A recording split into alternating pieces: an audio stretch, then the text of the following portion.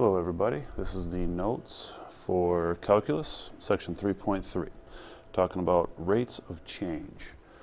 And actually, I'm starting on the wrong slide. There we go.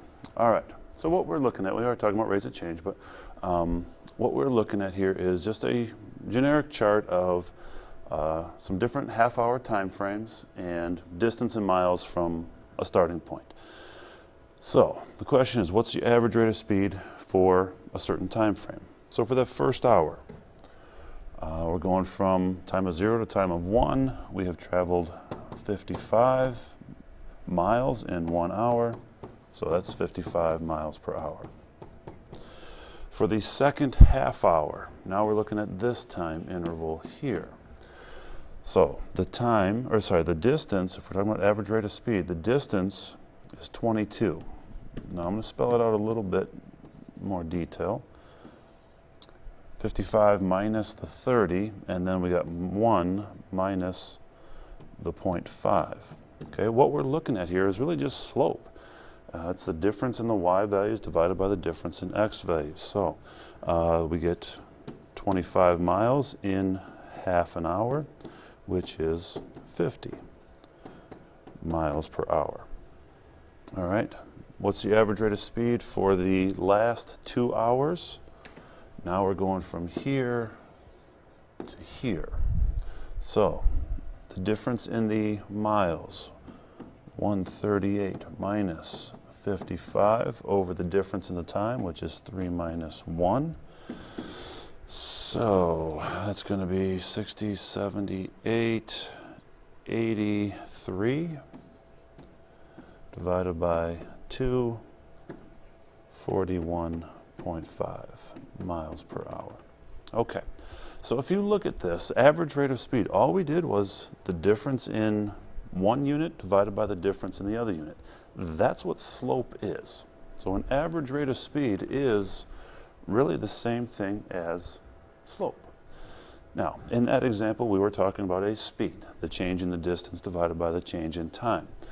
Just generically, we're talking about an average rate of change. Doesn't really matter what the y and x values represent, it's just an average rate of change. And all that is just a slope, all right? Slope between the 2 points. So you are used to seeing this definition, difference in the y's divided by difference in x's, looking at function notation. Now we're looking at this equation. Whoa, what just happened? Now we're looking at this equation right here. This is just the function notation. F of a is a y value, f of b is a y value, divided by a minus b, the x values. What I want you to get used to is this notation. That triangle is called delta, which just means change in. So the change in y is divided by the change in x's. Delta y over delta x. Okay, it's just slope. That's all it is. An average rate of change is just the slope of that line between 2 points. So this is just a generic, looks like a quadratic kind of graph. But if you plotted those points from that chart up here, the graph does look roughly similar. A little bit of scale difference, but it's a pretty similar pattern. So things that we were doing was finding the slope between 2 points. All right, you can see down here, the marker is going to work, okay. That is one x value. This a plus h is another x value. You plug them in, you get a y value here, you get another y value here. So we have coordinates, we have x values, we have y values. Let me get rid of those markers. All right, and so what we did was just found the slope of the line between those 2 points. And that's what we're looking at with this blue line. So we can move this to different spots. You know, we wanted to find this average rate of speed between, for the first hour. So we're going from time 0 to time 1. We're looking at the slope of that line. That was your average rate of change. For the last 2 hours, we went from time of 3, or actually time 1 to time of 3. Found the slope between that two. And again, this is, looking at this line, it's a negative slope. It's not the exact same graph as that data, but It's the idea.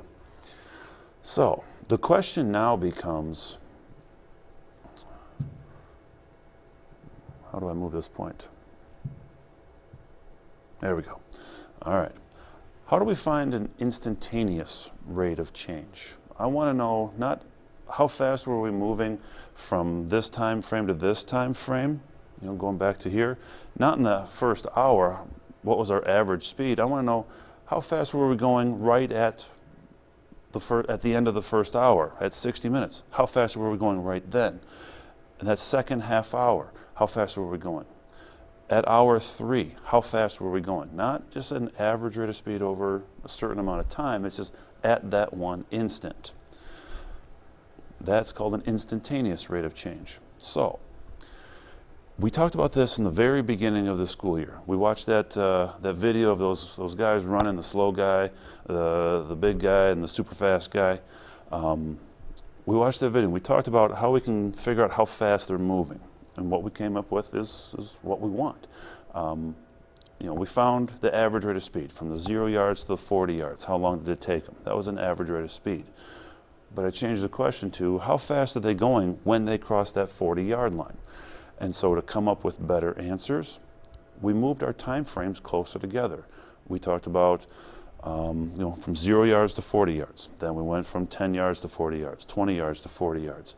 Eventually we got down to how long did it take them to go from 39 yards to 40 yards?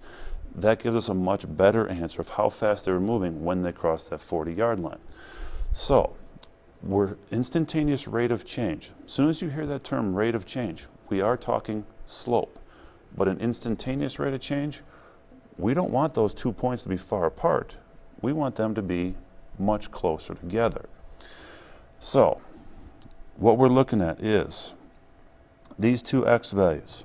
They're fairly close.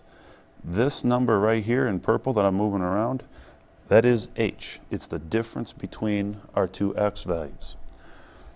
So if we want an instantaneous rate of change, we don't want these points to be far apart. We want these points to be much closer together, where this value of h right here is getting closer and closer to 0.